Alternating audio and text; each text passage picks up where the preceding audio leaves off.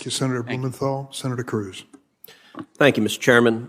Secretary Mayorkas, you told Senator Graham that you've released somewhere between 500,000 and 700,000 illegal aliens. You told me you don't know how many of those had COVID. You told me further you don't know how many of those were sexually assaulted by the human traffickers who brought them in. When you were talking with Chairman Durbin, you talked about catch and release. And Chairman Durbin asked you whether illegal immigrants who are released under catch and release and given a court date in the future, whether they show up. And you responded, quote, "The great majority do, Mr. Chairman." Secretary Mayorkas, I believe that testimony is false. It is contrary to virtually every public reporting on the matter. For example, I'm looking at a July 27, 2021 story in Axios that describes just 13% of migrants had shown up after catch and release. You know you're under oath and subject to the penalty of perjury. Do you stand by your testimony to this committee that the great majority of illegal aliens released under catch and release show up voluntarily at court proceedings? Can I give you the data that I have at my disposal, Sure. Senator?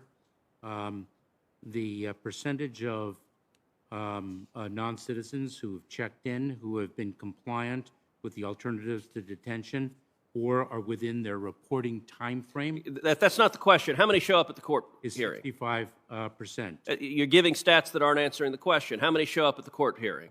The stat that from Axios showed 13%. You're claiming 13% is the great majority.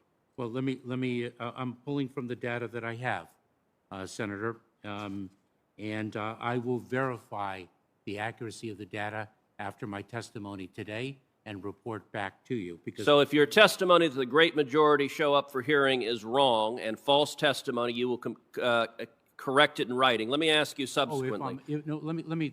You won't correct it in writing? No, I most certainly will, but I need to say something, Senator.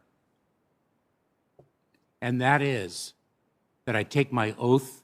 Fine, you take your oath seriously. My time is limited on that. Let me ask you another question.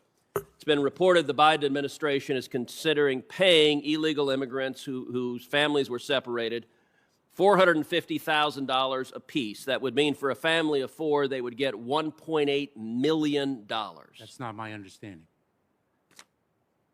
What is your understanding? My understanding, and it's drawn from news reports because this is not something that the Department of Homeland Security... You're the defendant in the lawsuits.